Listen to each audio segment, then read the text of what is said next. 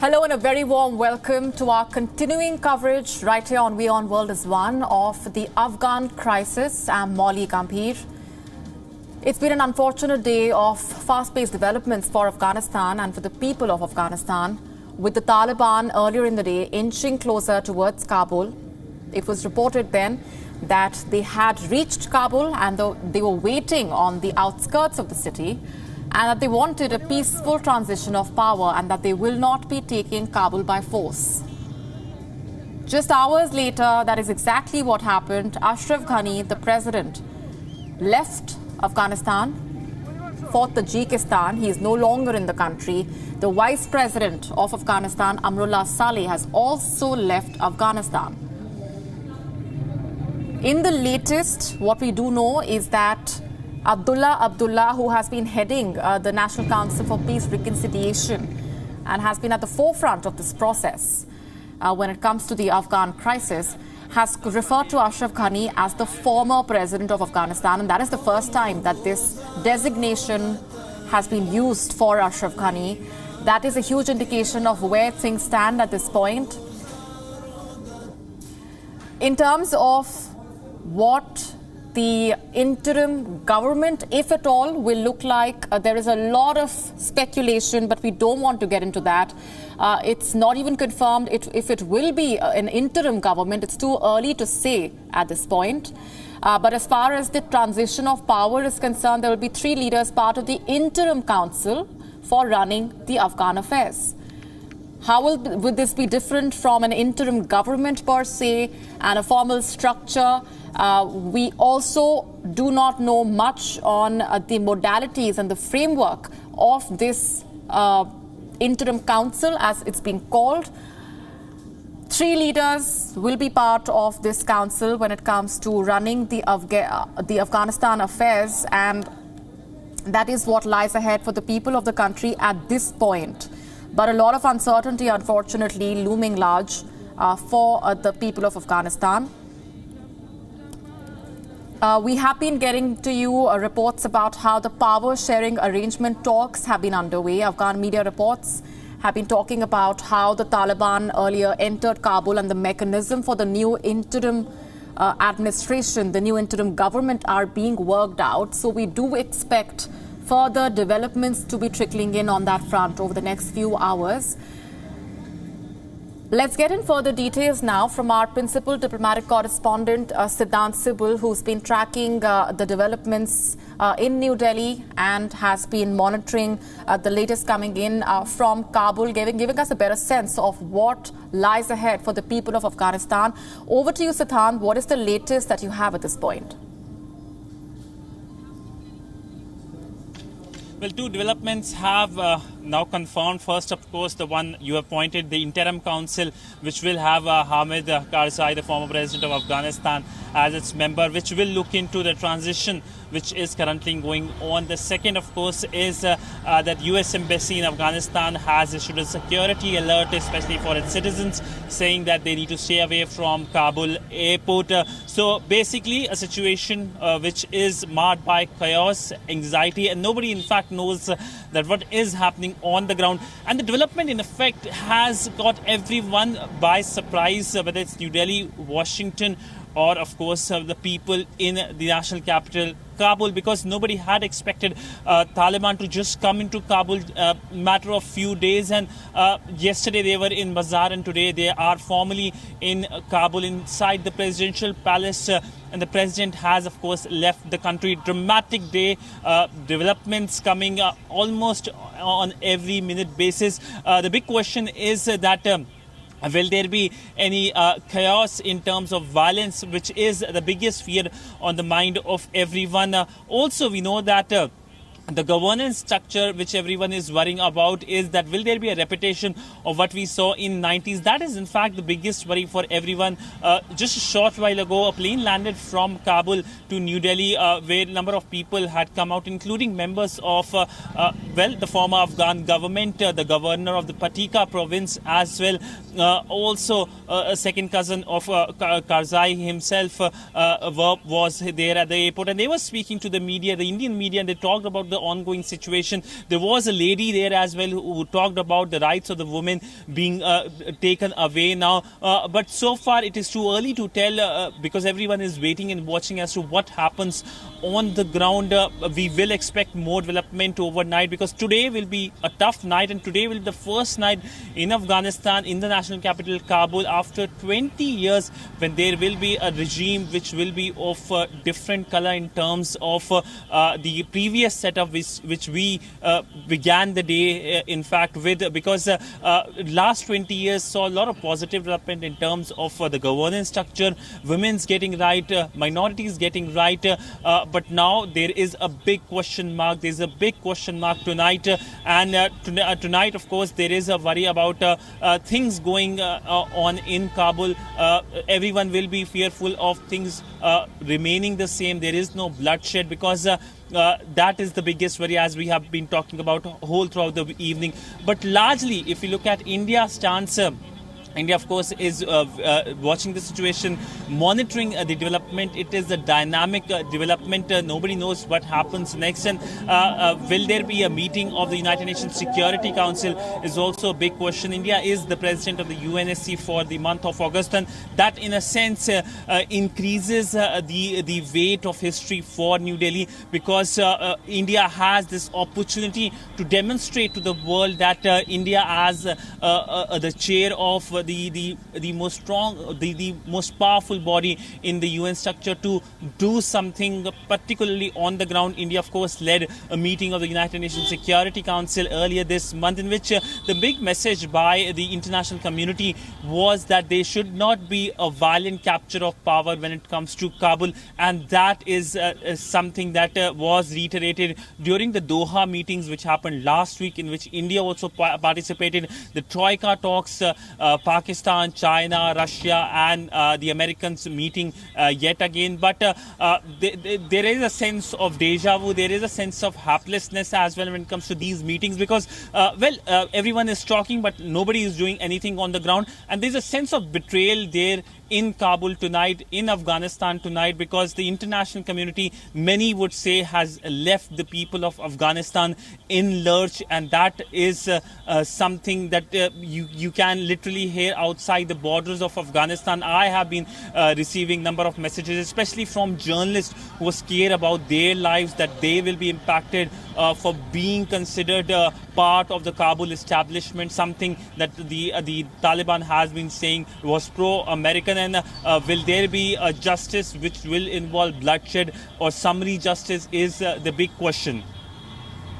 Right, an unfortunate sense of deja vu, like you're saying, and we've been discussing about how the optimism has fizzled out when it comes to those talks, given the sharp contrast in terms of what was happening on the ground. Satan, sorry to interrupt you there. UK Prime Minister Boris Johnson speaking at this point. Let's listen in.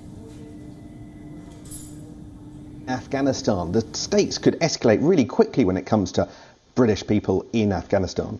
I think that the teams that we've got on the ground there in Kabul Airport and Hamid Karzai International Airport are doing an outstanding job in pretty difficult circumstances. There's clearly a change of regime now happening in Afghanistan that has implications for the UK presence, for the platform that we've had there for some years. But don't forget, Sam, what all our viewers know, the UK presence has been very, very substantially reduced since 2014.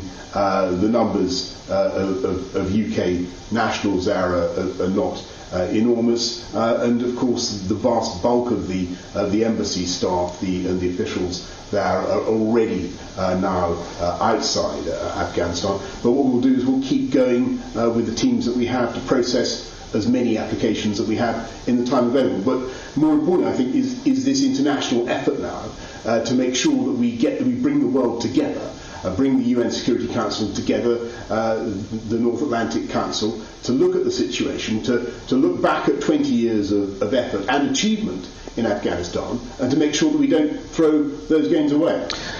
Refugees. Canada has said it's going to let in 20,000 Afghans. Can you match that? Because at the moment the signals coming out of the British government are that they're worried about the signal that letting too many in might send, and we're cancelling scholarships for Afghan nationals who are going to come here to study. Is that really the kind of global Britain that you want to project? Well, Sam, don't forget we've already received, I think, 2,000 or 1,978 Afghan nationals as part of our Afghan resettlement program, and I think we can be pleased with that. So it's a good way marker. I imagine more to come. And on your point about scholarships, I think that is very important. There are, as you know, 34 Chevening scholars right now in Kabul. We do want to make sure that they're able to come, and so we're accelerating, doing whatever we can to accelerate their visas to get them over as well. This has caught you by surprise, hasn't it? This wasn't predicted, the fall of Afghanistan, when you did your statement on July the 8th to the House of Commons. What have you got wrong?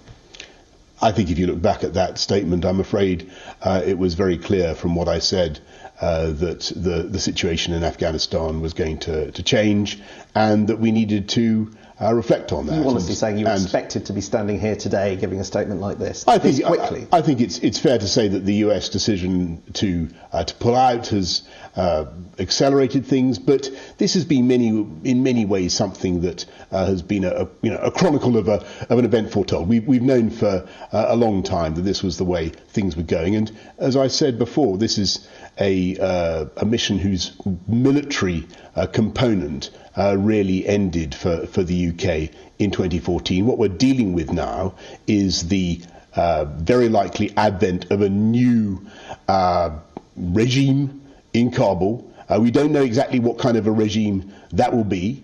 What we want to do is make sure that we as the UK pull together our international partners, our like-minded partners, so that we deal with that regime in a concerted way. Finally, we've had cabinet ministers on holiday, critical cabinet ministers to this question, like Dominic Raab, away over the last few days. Now it's all coming to a focal point because you've asked for Parliament to be recalled. Is it the duty of every MP to attend Wednesday's debate? I think that it's an important moment for the country, in the sense that this has been going on this is a commitment that's been going on for 20 years. Remember, we went into Afghanistan 20 years ago because America was attacked, and America decided to invoke Article 5 of the NATO treaty, appealing to all America's allies to mutual defence and to come to help solve a particular problem of the Al-Qaeda presence in Afghanistan. And to a very large extent, we did help America solve that. And, there's been no Afghanistan-originated terror, or very much less Afghanistan-originated terror on the streets of the West, thanks to that effort. What we're seeing now is the end of that American and therefore that Western mission. It is an important moment. It's a big moment. I think it's right that Parliament should debate it, and that MPs will want to have their say. It's also, of course, probably a logistically difficult moment for many MPs who would have made long-standing commitments, Sam. But as you know, the wonders of Zoom technology are there, and if MPs cannot get in person into the House, then I'm sure that they'll be wanting to tune in and express their views. But the many MPs who have expertise in this matter will, I'm sure, want to, and there are a great many, and many who've actually served in Afghanistan, who I'm sure will be wanting to get in and debate in person. Thank you. Thank you. Prime Minister Boris Johnson responding to those sets of questions about the latest coming in from Afghanistan with the Taliban in Kabul, the worst fears coming true. This is unfortunately a development that has been talked about for quite some time now. But the rapid manner in which the Taliban inched closer towards Kabul and made those territorial gains and are now in Kabul and Ashraf Ghani has left has surprised many. The pace at which these developments have panned out. When it comes to the impact of this crisis, of the Afghan situation on the entire region, there are a lot of concerns that have been raised by the experts we've been speaking to as well.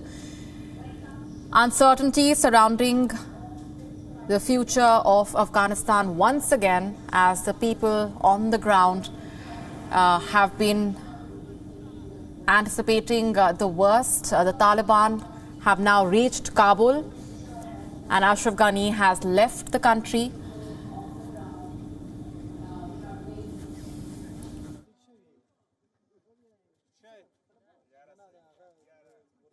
The situation as well, and the fallout of the troop pullout on the entire region and on the people of Afghanistan.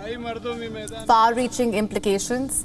What you're seeing right now are the visuals of the prisoners leaving Kabul jail after being broken out by the Taliban. That's the extent to which things have turned south on the ground. What lies ahead for the people on the ground? And interim government is likely to be in place. It, as of now, is too early to say what structure this would take, what shape it would take. It will be an interim council, is what we know. We've been speaking to a series of experts for their assessment of where things stand at this point and what lies ahead.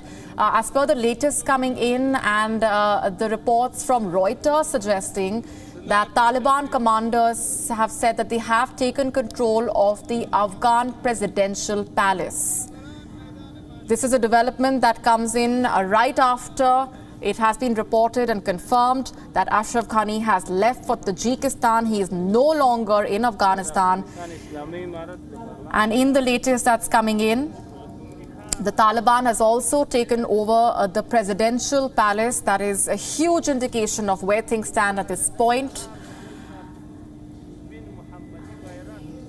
As we monitor the reactions that have been coming in, we have been speaking to our correspondents on the ground as well. Our correspondent Siddhant Sibul has been tracking the very latest. Siddhant, we've been talking about where things stand as far as the crisis in Afghanistan is concerned and the spill-out impact it will have on the entire region. So it only does leave us to ask what India does at this point in terms of giving assistance to the refugees. India has said that it may give refuge to the Afghans who have been fleeing persecution. What more do we know at this point? Well, Molly, a short while ago, an Air India plane landed here in Delhi, and it had the members of the former Afghan governance system, including the cousin brother of Hamid Karzai. He, of course, spoke to the media. There were women as well who talked about how the rights of women will come under scrutiny under the Taliban regime. And, of course, we know that India has been bringing back its nationals advisories after advisories has been issued by the Indian mission in Kabul. And the Indian mission has been talking about how the Indians should leave to the first commercial flight available. And we know that flights have been coming. But largely, if we look at what will be the ramifications, everyone, in fact, is waiting for the worst, but hoping that the best happens. Everyone also hoped that there will be a power-sharing agreement. It did not happen. Everyone was fearful of a civil war. As so far, nothing has happened that sort. But also, the situation on the ground is of chaos, of anxiety. The U.S. advisory, the U.S. mission in Afghanistan has issued an advisory saying that the American citizens should take care. There are reports of fire at the Kabul airport. So these kinds of development will only hasten the chaos in the national capital, in the Afghan national capital. Right. As Siddhant has been telling us, those are the measures that have been taken by India. Do we expect any formal statements, Siddhant, any reaction over the next few hours from India when it comes to the developments that have taken place today in Afghanistan? Well, I do not expect the statement coming very soon. I do expect the statement to come eventually, but not very soon because the situation is still evolving. It is still dynamic. Yes, Taliban has entered into Kabul. It is and will be a long night for many Kabulis, for Afghanistan as a nation as well. But this is an evolving situation. If, of course, any negative comments come, it will be, of course, dangerous for everyone, all the stakeholders. So obviously, India will be careful with its words. There were reports of India engaging with the Taliban. India, of course, has been, in response to this question, has been saying that it is engaging with all stakeholders. So, of course, it's a wait and watch situation. Everyone will eventually have to take the position, because history has taken a position tonight, and this positioning will either come very early, as we have seen in the case of certain countries, or either will come when, of course, there is a stable structure in Kabul. Right. Stay with me, Siddhant. Just a quick summary for our viewers who might just be tuning in. The Taliban now in control of the presidential palace in Afghanistan, as per Reuters. That is another significant development coming in, which is once again an indication of to what extent the Taliban have been taking control of the nerve centers of Kabul. They have already taken over the presidential palace, as Reuters is reporting. That is a huge indication of what lies ahead and what this would mean for the people of Afghanistan. Is something that we have been discussing with our experts as well. This will be a development that carries huge implications for the entire region when it comes to the security situation as well. The fallout of this will be felt across the entire region, and which is why this is a development that we have been monitoring very closely. We have been getting you up to speed with the latest all through the day. In fact, we have been tracking the Afghan crisis closely for the past few months now. Ever since Joe Biden announced the troop withdrawal, we have been getting you a sense of where things stand. Today has been a dramatic Sunday, to say the least. Unfortunate and fast-paced developments that have been trickling in from Afghanistan. With the Taliban making those rapid territorial gains, it's reached a point where things have been taking place with each passing minute. And given the security situation, it's also very important to keep in mind that there will be limited information trickling in. At the same time, there'll be a lot of speculation, a lot of possibilities that will be discussed. But we at WION have been putting out only the confirmed developments and not leaving anything to speculation or talking about the possible names that have been doing the rounds as well when it comes to who will be taking over and will be in charge of the Afghan affairs from here onwards. What lies ahead in terms of the administration? Sketchy at this point, but we do know that an interim council is likely to be taking shape. It's too early to say if this will mean an interim government is going to be installed at some point, but what is confirmed at this point is that there will be an interim council that is expected to be taking shape.